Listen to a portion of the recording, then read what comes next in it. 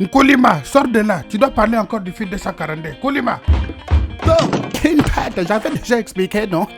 Je vous avais déjà parlé au sujet du FID 242, non? Forum international du Congo-Brazzaville, FID 242. Organisme à but non lucratif. Le but est de réunir les Congolais, unifier et mobiliser la diaspora congolaise du monde entier, avec des propositions de démocratisation, avoir un œil sur la gouvernance électorale, les questions de paix, la sécurité, la jeunesse, en vue de la promotion de la culture Mindset.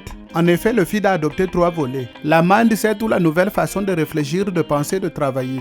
La création d'une force économique de la diaspora congolaise et l'unification de la diaspora autour d'une seule vision. Le Congo dans une vision 2035, voici la vision du FID, développée dans les forums. Alors, quelles sont les prochaines étapes?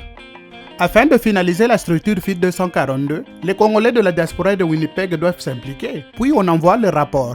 Une copie du rapport sera envoyée à l'UNESCO, à l'Union africaine, à l'Union européenne et à l'Organisation de la francophonie, mais aussi à l'ambassade de France au Canada, à l'ambassade des États-Unis au Canada et aux autres partenaires.